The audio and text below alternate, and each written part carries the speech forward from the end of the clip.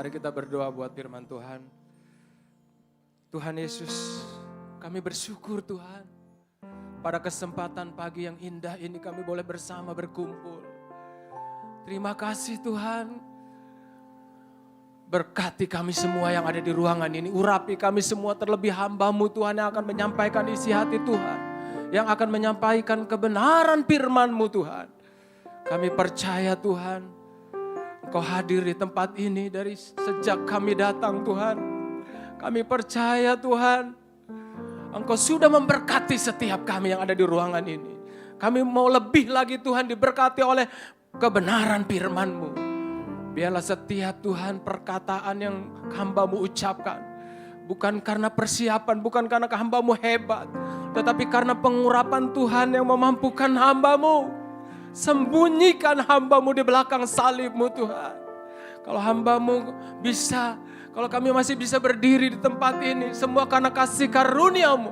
Semua karena kemurahan Tuhan. Berkati umat-Mu di tempat ini, kami yang siap untuk mendengar kebenaran firman-Mu. Dalam nama Tuhan Yesus Kristus. Setiap kita yang siap diberkati firman Tuhan bersama-sama katakan. Beri tepuk tangan buat Tuhan kita. Saudara, 2 minggu yang lalu saya makan siang bersama tamu saya dari Bandung ya. Seorang marketing tekstil.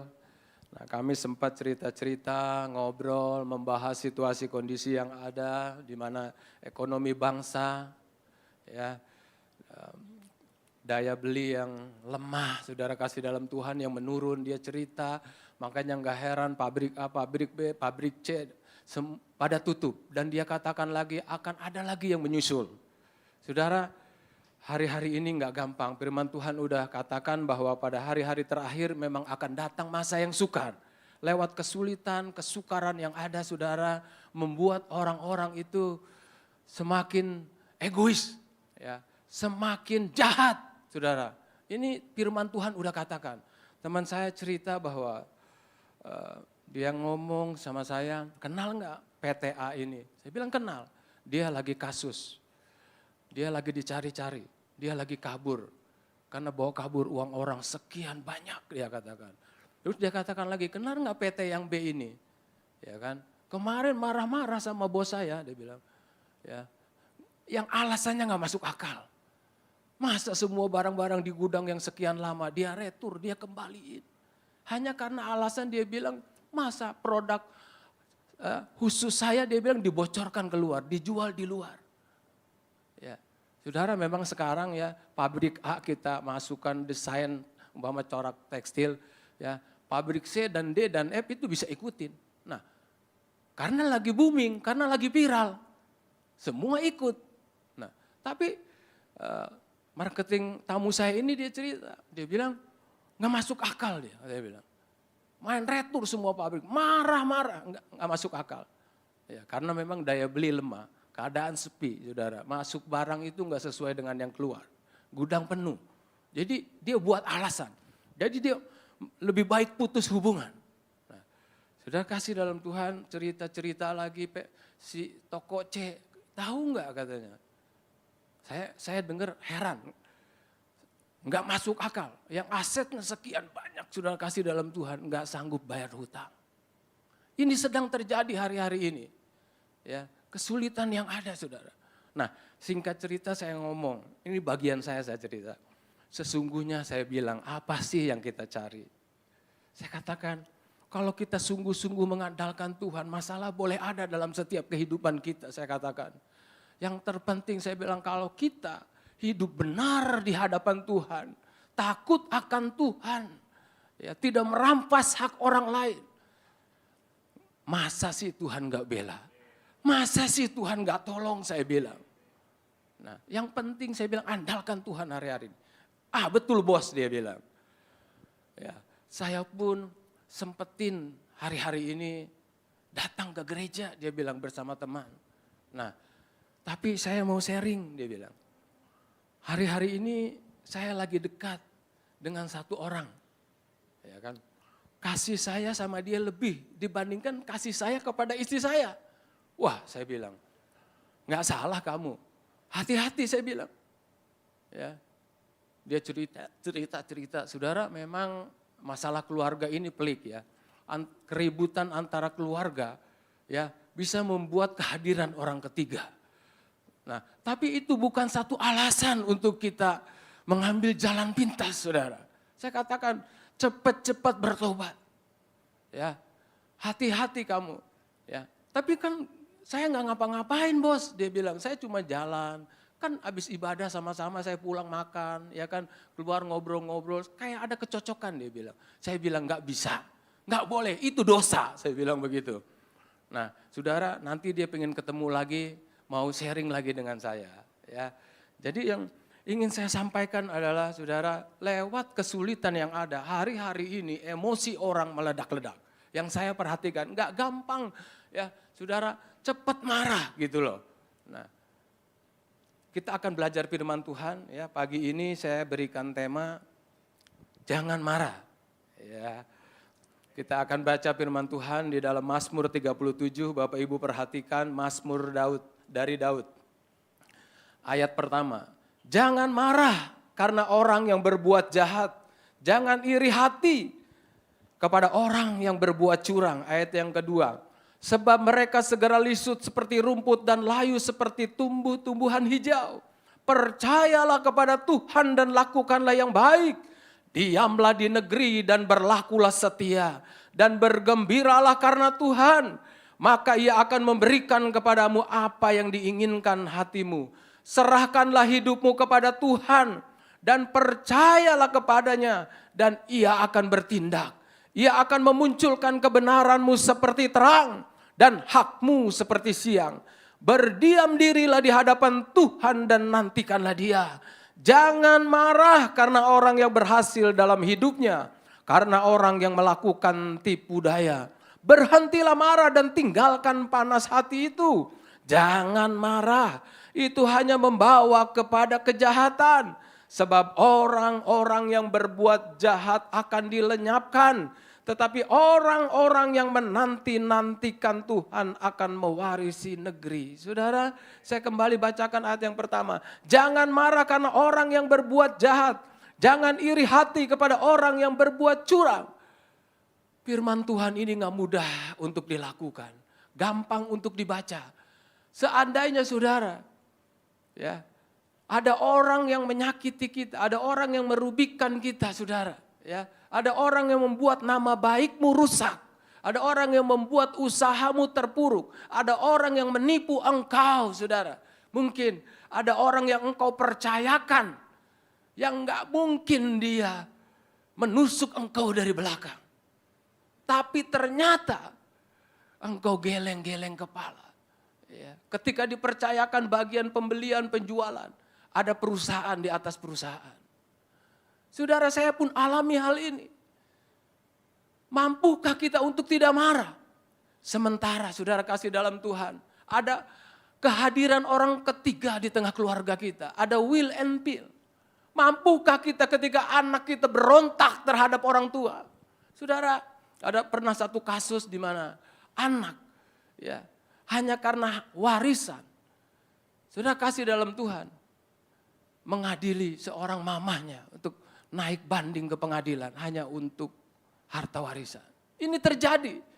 Ini sebuah kenyataan yang kita alami hari lepas hari. Sudah kasih dalam Tuhan, pertanyaannya saya banyak sekali ya mendengar, bahkan menyaksikan dengan mata kepala saya sendiri. Keluarga-keluarga konseling, sudah kasih dalam Tuhan. Kalau ribut, berantem, main tangan, main pukul. Ada yang gigit kupingnya. Nggak masuk akal, saudara kasih dalam Tuhan. Tapi yang anehnya, anaknya makin bertambah-tambah. Luar biasa. Bagaimana ceritanya? Saudara kasih dalam, mampukah seandainya Bapak Ibu kasih dalam Tuhan? Engkau dan saya mengalami hal di mana orang membuat usahamu terpuruk. Orang membuat nama baikmu jatuh. Orang memfitnah engkau, merusak nama baikmu. Bahkan sampai gara-gara itu engkau diadili. Sementara firman Tuhan katakan jangan marah karena orang yang berbuat jahat. Jangan iri hati kepada orang yang berbuat curang. Kepada orang yang gak jujur. Ya, di dalam perusahaan ada perusahaan baru. Ya, mengambil keuntungan dengan semaunya dia, sembunyi-sembunyi di belakang. Ini orang kepercayaan kita. Mampukah kita untuk tidak marah? Saudara, justru saya melihat banyak orang, walaupun tidak semua, ketika orang disakiti, dia mau membalas lebih lagi untuk orang yang menyakiti dia. Lebih sakit lagi. Sampai ke ujung bumi. Ya. Ada teman saya sudah kasih dalam Tuhan, ini kasus kredit macet terus. Banyak hari-hari ini saudara. Ini semua teman-teman saya yang saya pun ada transaksi dengan mereka. Dia katakan, ya memang dia lagi kabur, dia lagi dicari-cari. Saya tangkap dia katanya, dia bilang. Saya bawa ke Bandung, dia bilang. Saya masukin kantor polisi. Teman saya kan ada di sana. Kan. Jadi dibawa saudara, ditangkap kantor polisi. Ya, baru dikasih surat rumahnya, tapi nggak mencukupi karena udah digadaikan ke bank. Ya, karena hutangnya banyak. Singkat cerita saudara dia bilang, saya mau tahu katanya, saya mau naik banding sampai ke pengadilan. Biasanya, jadi dia baru bukan pertama kali ini teman saya ini yang kebetulan teman saya juga yang diperkarain, ya kan. Biasanya dia bilang kalau udah naik ke pengadilan itu nangis-nangis. Kalau gue udah comot dia bilang. Dia pasti nangis-nangis, pasti saudaranya nolong tuh, pasti saudaranya bayar dia bilang. Ini dilakukan oleh teman. Ini anak Tuhan dan anak Tuhan. Sudah kasih dalam Tuhan, justru saya temukan banyak kasus. Ya. Bahkan di dalam KDRT, keributan dalam rumah tangga, anak sampai sudah 3. Ya. Itu ribut-ribut karena suaminya ini memang suka mabuk, suka minum-minuman saudara. Ya kan? Jadi terikat alkohol, obat-obatan. Sudah kasih dalam Tuhan, anaknya udah 3. Jadi kalau ribut itu main tangan. Kalau ribut itu pukul-pukulan, gontok-gontokan. Yang kasihan itu istrinya habis-habisan babak belur sampai biru. Saudara sampai kurang lebih 11-12 tahun saya saksikan keluarga ini. Saya ikuti episodenya. Singkat cerita saudara kasih dalam Tuhan, istrinya nggak tahan. Jadi ketika dia habis dipukul, dia kumpulkan bukti-bukti. Ya, akhirnya dia bawa ke polisi. Dia visum sudah kasih dalam Tuhan. Itu yang membuat perkara dia kuat sampai ke pengadilan. Dan singkat cerita bercerai. Ya. Anak Tuhan bukan gak boleh bercerai. Tapi kalau sampai seperti itu, saudara kasih dalam Tuhan. Bagaimana jadinya? Kalau itu kebetulan saudara atau saya yang alami. Ini terjadi di depan mata kita saudara. Mari kembali kita baca firman Tuhan. Apa yang harus saudara dan saya lakukan. Ketika engkau dan saya menghadapi masalah-masalah dalam hidup kita. Kita baca Mazmur 37 tadi ayat yang ke-7. Berdiam dirilah di hadapan Tuhan dan nantikanlah dia. Jangan marah karena orang yang berhasil dalam hidupnya. Karena orang yang melakukan tipu daya. Berhentilah marah. Tinggalkan panas hati itu. Jangan marah, itu hanya membawa kepada kejahatan. Saudara kasih dalam Tuhan, gak ada cara lain. Gak ada jurus lain saudara. Firman Tuhan katakan, berdiam dirilah di hadapan Tuhan, nantikanlah Tuhan, amin. Nantikan Tuhan, artinya berdoa minta kekuatan kepada Tuhan Yesus Kristus. Saya yakin dan percaya Bapak Ibu kasih dalam Tuhan. Kalau orang lain ditolong, engkau dan saya pasti Tuhan tolong. Saudara saya mengiring Tuhan sekian tahun dari sejak saya bertobat. Berkali-kali saya mengalami masalah pergumulan, ekonomi, keuangan dalam rumah tangga, apapun terutama para gembala di tempat ini yang paling tahu persis keadaan saya. Saudara, uang gak bisa tolong kita. Ya, pengalaman gak bisa tolong kita. Orang-orang yang kita anggap punya posisi nggak bisa tolong kita. Hanya Tuhan Yesus yang sanggup menolong saudara dan saya. Karena itu nantikan Tuhan. Jangan marah saudara. Yesaya 40 ayat 3 katakan, tetapi orang-orang yang menantikan Tuhan mendapat kekuatan baru. Mereka seumpama Raja Wali yang naik terbang dengan kekuatan sayapnya. Mereka berlari dan tidak menjadi lesu. Mereka berjalan dan tidak menjadi lemah. Hanya Tuhan kekuatan kita saudara.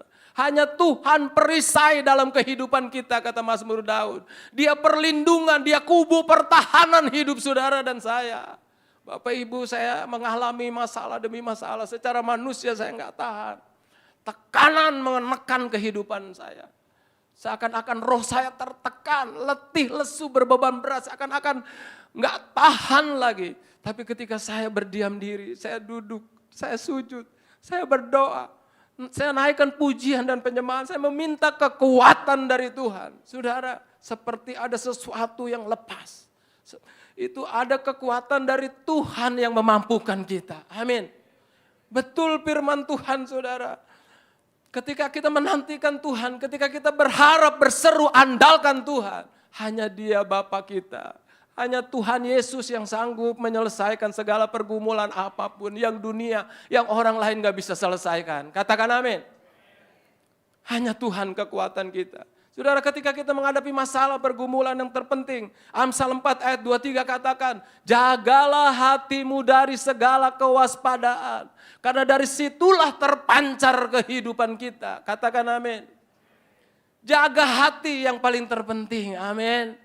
Jaga sikap kita, jaga kelakuan kita, jaga tingkah laku kita, perbuatan kita. Ada Tuhan dalam setiap langkah kehidupan orang percaya.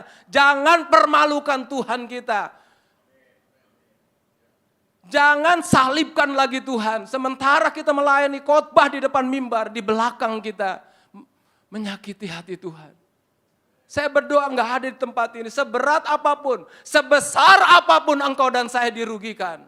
Jangan balas kejahatan dengan kejahatan. Berdiam diri di kaki Tuhan, jaga hatimu. Jaga amarahmu, amin. Mazmur 4 ayat 5a. Biarlah kamu marah, tetapi janganlah berbuat dosa.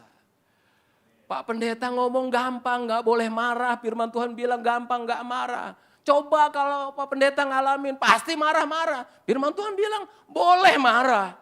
Tapi hati-hati, jangan sampai jatuh di dalam dosa. Karena marah yang berkepanjangan itu bisa, firman Tuhan katakan itu bisa sampai satu kejahatan. Ya. Kemarahan yang menimbulkan dendam, Bapak Ibu kasih dalam Tuhan. Apalagi nggak selesai marah kita, ya. Berminggu-minggu, berbulan-bulan, sampai kita sakit hati, kecewa. Bahkan kita simpan dendam itu.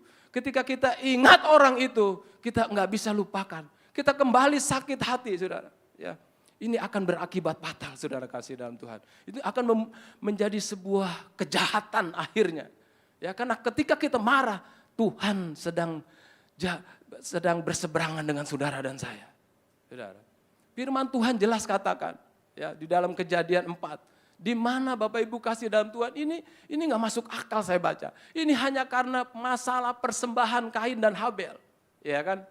Ya. Kain persembahannya itu nggak diterima, tapi Habel itu diterima. Bapak Ibu kasih dalam Tuhan.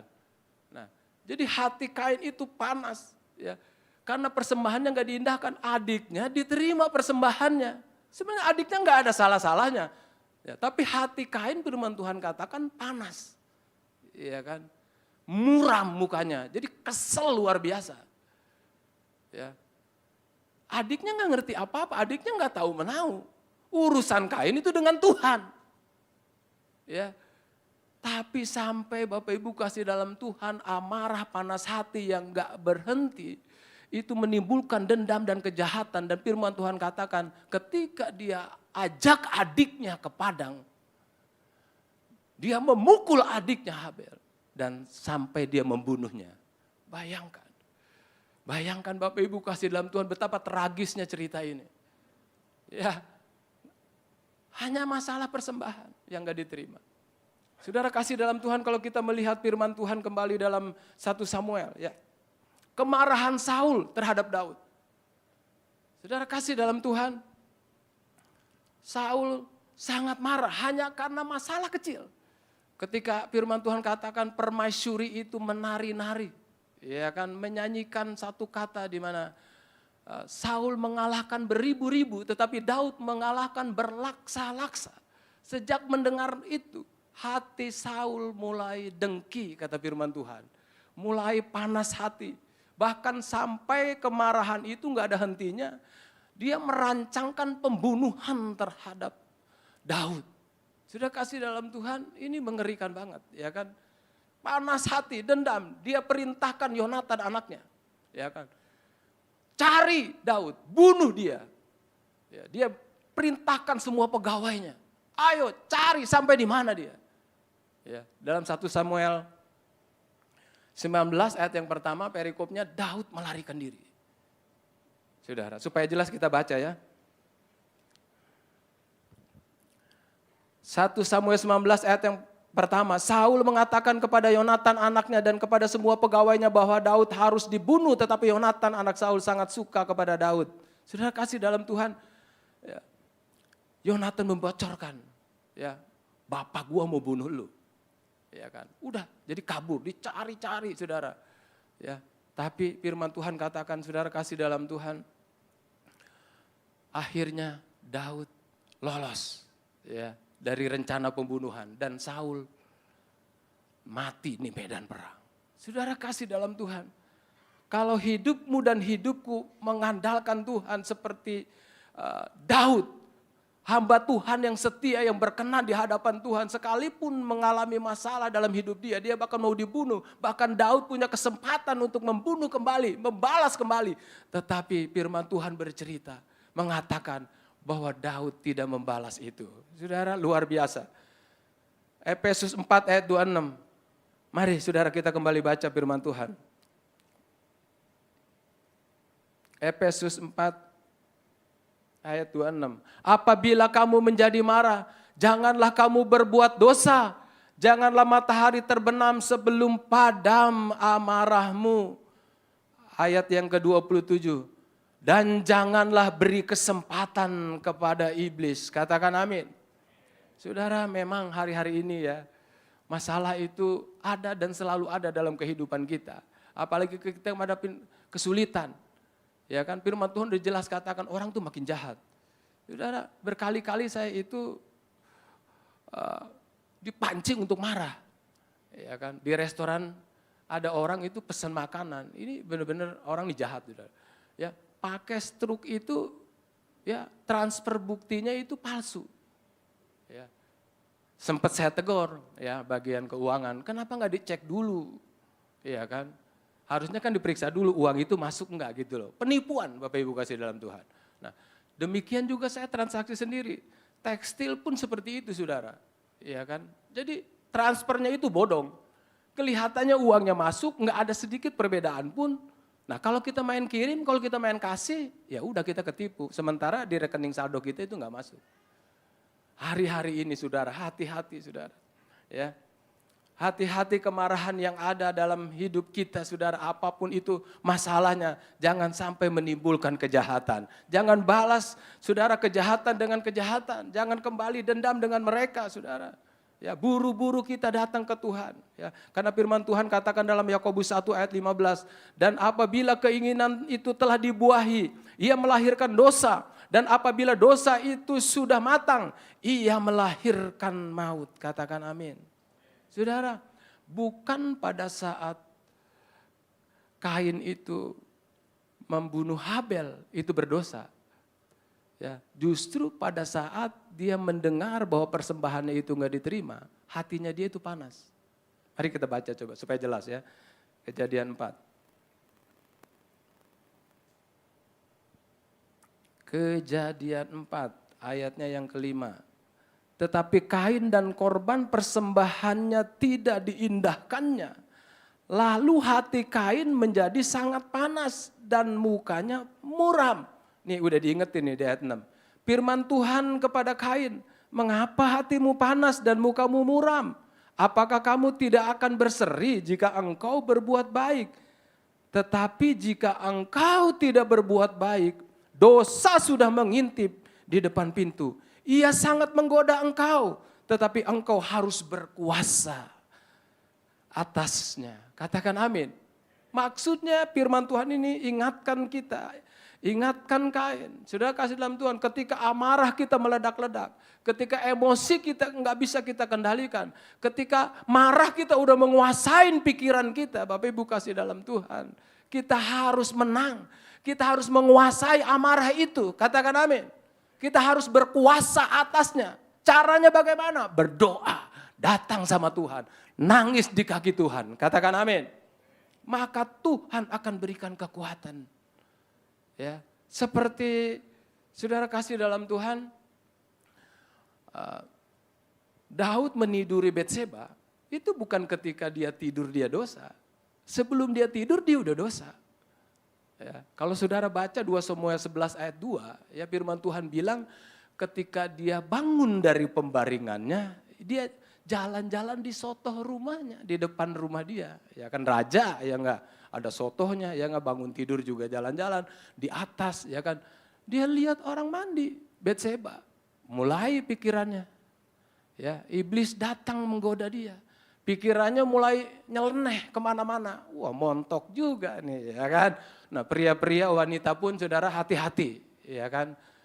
Dosa akan mengintip kita. Kuasain itu, ya. Redam itu saudara. Ya, jangan sampai engkau dan saya jatuh di dalam dosa. Ya, jadi pikiran ini memang jahat. Apalagi ketika engkau dan saya sedang mengalami kesulitan, sedang mengalami pergumulan. Udah doa pun juga saudara kayaknya Tuhan itu jauh gitu loh. Nah, tapi terus berdoa, terus minta kekuatan, kuasai sampai engkau mengalami damai sejahtera, katakan amin. Sampai kita mengalami pemulihan. Ya. Saudara, apapun yang engkau dan saya alami hari-hari ini, engkau dirugikan mungkin, engkau disakiti, kendalikan emosi kita. Ampuni, maafkan orang yang sudah membuat hidupmu hari ini terpuruk, yang membuat engkau mungkin sakit hati, kecewa, ya. Maafkan mereka. Ingat kita sudah diampuni oleh Tuhan. Amin. Kita ada hari ini, hidup kita ini karena kemurahan Tuhan. Karena kasih karunia Tuhan. Sesungguhnya kalau kita diukur, kita nggak layak ukuran dosa yang kita lakukan. Besar sekali dosa yang kita buat. Tapi karena darah Yesus engkau dan saya dilayakkan oleh Tuhan. Amin. Amin. Cukup sudah kasih karunia Tuhan. Jaga saudara kasih karunia itu. Amin. Itu diterima dengan cuma-cuma dalam kehidupan saudara dan saya. Ya, ingat kita sudah diampuni. Kita harus mengampuni orang yang menyakiti kita. Mazmur 37. Kita kembali baca ya saudara ya. Ayat 3 dan 4. Mazmur 37 ayat 3. Demikian firman Tuhan, percayalah kepada Tuhan dan lakukanlah yang baik. Diamlah di negeri dan berlakulah setia. Amin. Dan bergembiralah karena Tuhan, maka Ia akan memberikan kepadamu apa yang diinginkan hatimu.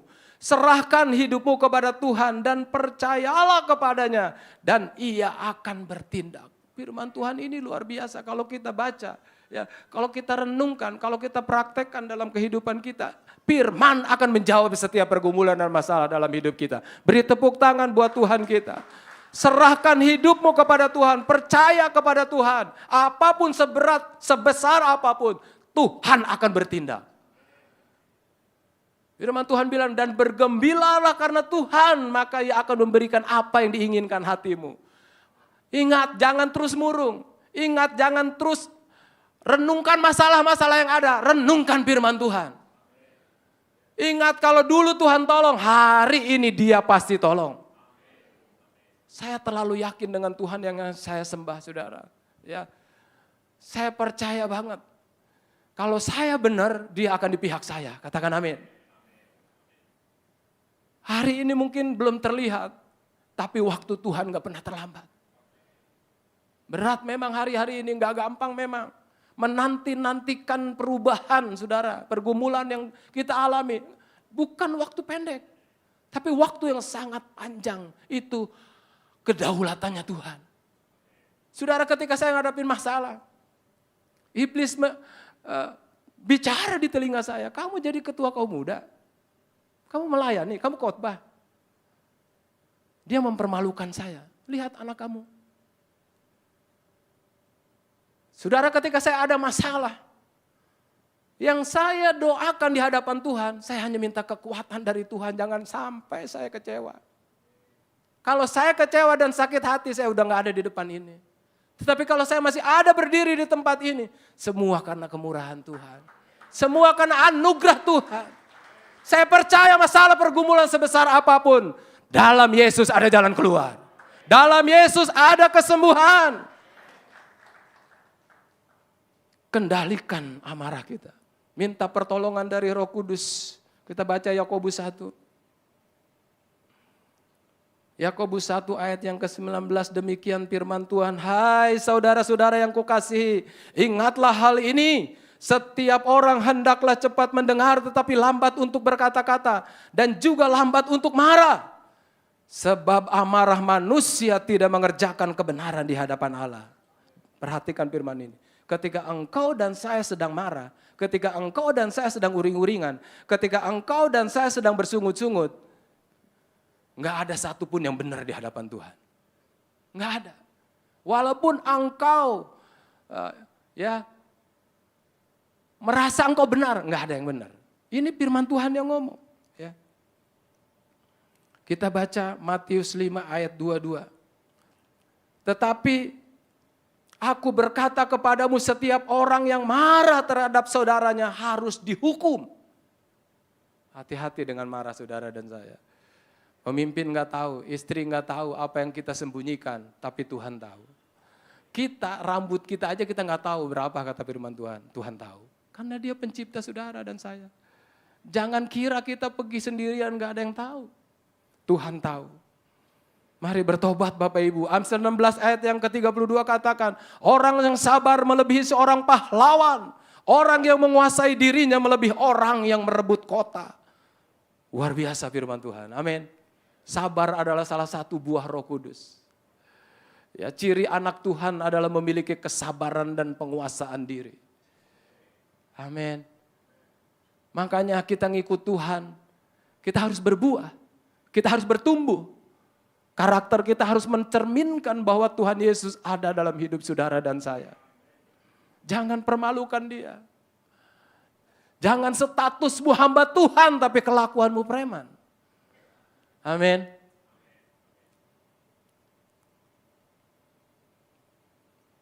Saudara, saya diproses kesabaran. Luar biasa, sampai saya minta kekuatan dari Tuhan. Untuk saya enggak marah. Kalau saya marah sudah usir anak saya. Tapi saya tahu kebenaran saudara. Justru saya bersyukur hari ini. Lewat proses yang Tuhan izinkan kepada saya, bukan hanya anak saya yang diproses. Tapi saya sendiri pun diproses. Saudara kalau kenal saya orang ini meledak-ledak. Saya ini kalau ngomong orangnya teriak-teriak. Kayak preman Tanah Abang gitu saudara. Orang yang kalau nggak kenal saya itu bingung. Isi saya kalau ngomong, sekarang kan ini kan saya ada sedikit masalah kuping saya yang kiri ini. Jadi kalau di tengah pergumulan, ya di tengah rame gitu, saya kalau ngomong kayak kenceng gitu. Isi saya udah pegang-pegang tangan saya. Jangan teriak-teriak, dia bilang begitu. Perasaan saya ngomongnya pelan saudara. Ya. Mari saudara, alihkan kemarahan kita kepada Tuhan di dalam doa. Minta roh yang lemah lembut kepada Tuhan. Amin. Amsal 15 ayat yang pertama katakan, jawaban yang lemah lembut meredakan kegeraman. Tetapi perkataan yang pedas membangkitkan marah. Saudara, ketika ada satu keluarga, ya saya layani suami istri, ini ribut, keluarga muda. Ya kan? Jadi waktu suaminya ini marah, istrinya balas marah. Ya, saya bilang kalau suami kamu lagi marah, ingat PR, saya bilang. Kamu diam, jangan marah lagi, saya bilang. Diam aja udah cukup, gak usah berkata-kata, saya bilang. Diam, saya bilang. Ya kan? Dia malah lebih marah lagi, ya udah. Dia lebih keras lagi suaranya, dia balas lagi. Nah, firman Tuhan bilang di sini, perkataan pedas membangkitkan marah. Jadi marah itu bukan selesai, malah saking gontok-gontokan saudara. Jadi ingat firman Tuhan ini ya. Jawaban yang lemah lembut meredakan kegeraman. Artinya ketika suami kita marah, kita sebagai istri dan kebalikannya saudara. Kita harus selalu ingat, suami adalah imam. Suami juga harus ingat, istri harus engkau kasihi. Katakan amin. Gak gampang loh dua pribadi makhluk ini disatuin jadi satu saudara. Ya, kadang-kadang kita bilang, kalau saya ada masalah, belah aja dada gua. Gua gak ada maksud, gua gak ngerti maksud lu apa. Ujung-ujungnya sebenarnya cuma pengen dipeluk, dikasihi, disayangi, selesai masalahnya. Cuman mau didengerin. Katakan amin. Kalau udah sampai tua masih ribut terus belum lulus, sudah kasih dalam Tuhan. Ini bisa padang gurun datang lagi, saudara. Amin. Ya, kita bersyukur punya Tuhan Yesus, amin. Efesus 4 ayat 32, tetapi hendaklah kamu ramah seorang terhadap yang lain, penuh kasih mesra dan saling mengampuni sebagaimana Allah di dalam Kristus telah mengampuni kamu. Amin. Maafkan istri kita, maafkan suami kita, maafkan kasihi anak-anak kita, maafkan musuh kita sekalipun. Sampai saudara betul-betul alami damai sejahtera. Karena Tuhan gak bisa bekerja dalam hidup saudara dan saya. Ini pilihanmu dan pilihanku. Bukan sekian lama engkau dan saya ikut Tuhan. Tetapi maukah engkau berubah? Maukah kita sertakan Tuhan di dalam setiap aspek masalah hidup kita? Dia akan bertindak. Dia akan menyelesaikan. Katakan amin. Serahkan sama Tuhan. Itu bagian dia. Jadi saudara, maafkan orang yang sudah melukai kita, yang telah merugikan kita. Mari kasihi mereka. Ambil keputusan untuk berdamai. Kalau engkau mau melihat suamimu berubah atau istrimu berubah, anakmu, engkau harus terlebih dahulu berubah. Jangan harap kalau engkau enggak berubah, engkau lihat pasanganmu berubah. Teman saya yang konseling dia akan ketemu lagi. Ya, hanya karena keributan keluarga hadir pihak ketiga, will and fear. Saudara, mengerikan. Godaan begitu banyak di luar kita, enggak cari aja dia datang. Ya, kita ingat firman Tuhan, kita kadang-kadang jatuh dan kalah. Ya.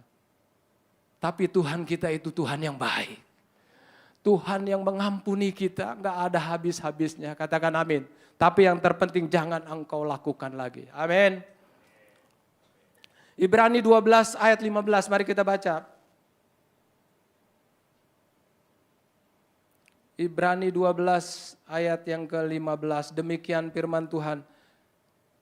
Jagalah supaya jangan ada seorang pun menjauhkan diri dari kasih karunia Allah, agar jangan tumbuh akar pahit yang menimbulkan kerusuhan dan yang mencemarkan banyak orang. Katakan amin.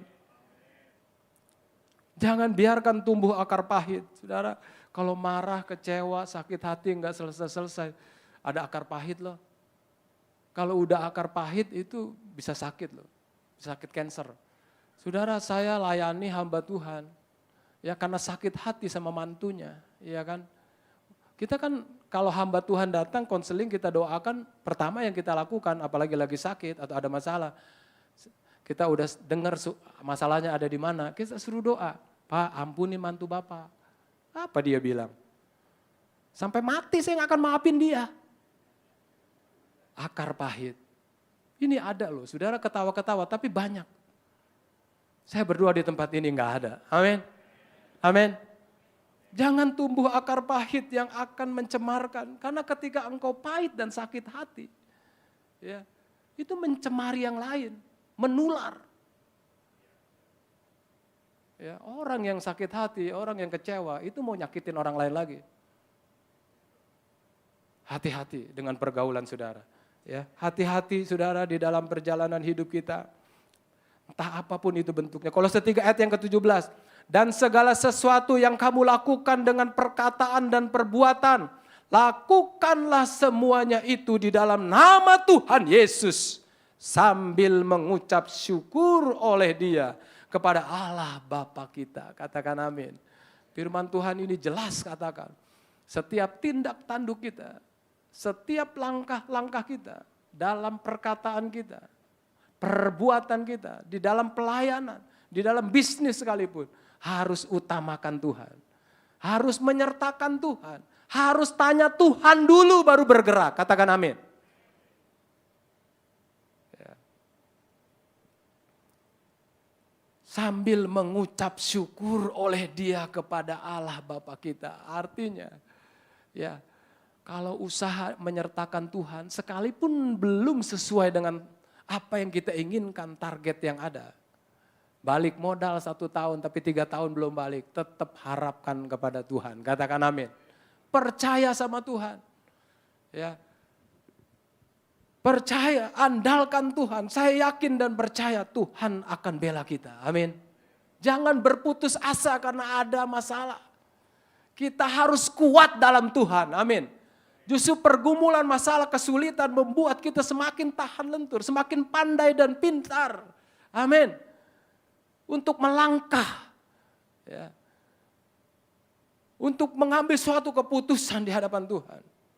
Jadi ingat ya, apapun yang kita kerjakan harus selalu ada Tuhan di sana. Harus ada nama Tuhan yang dipermuliakan. Katakan amin. Beri tepuk tangan buat Tuhan kita. Ayat yang terakhir Ibrani 4 ayat yang ke-13. Dan tidak ada suatu makhluk pun yang tersembunyi di hadapannya. Sebab segala sesuatu telanjang dan terbuka di hadapan mata Dia. Yang kepadanya kita harus memberikan pertanggungan jawab. Ingat saudara, waktu terus berjalan, hidup ini singkat. Ya dalam benak saya, dalam angan-angan saya, perasaan saya masih muda. Ego saya masih muda. Tapi tenaga saya udah tua. Ya. Perasaan saya masih gagah. Ya, tapi udah gak kayak dulu lagi. Ya. Ingat, setiap apa yang kita kerjakan, waktu begitu cepat berjalan. Ketika saya datang ke makam, ke kuburan, saya lihat mertua saya udah 30 tahun sekian. Waktu saya ingat-ingat dulu, saya ingat-ingat sekarang, saya renungkan. Saya sadar betul bahwa hidup saya dituntun Tuhan, katakan amin. Saya sadar betul bahwa tangan Tuhan selalu menopang hidup saya. Saya masih ingat ketika mertua saya tanya, kamu punya apa? Saya bingung jawabnya ketika saya mau melamar anaknya. Sudah. Kamu punya apa? Kamu anak siapa? Keturunan siapa kamu? Dulu nama saya itu kan WNA ya. Wah nanti susah kamu nih menikahnya. WNA sama WNI. Sudah saya masih ingat itu. Waktu begitu cepat berlalu. Tapi yang ada yang saya renungkan, masalah boleh ada. Tapi saya menyaksikan kebaikan dan kebaikan Tuhan. Menyaksikan kasih karunia Tuhan. Jadi enggak ada kata lain selain saya berkata, Tuhan Yesus baik. Tuhan Yesus jawaban. Tuhan Yesus segala-galanya buat hidupku. Amin.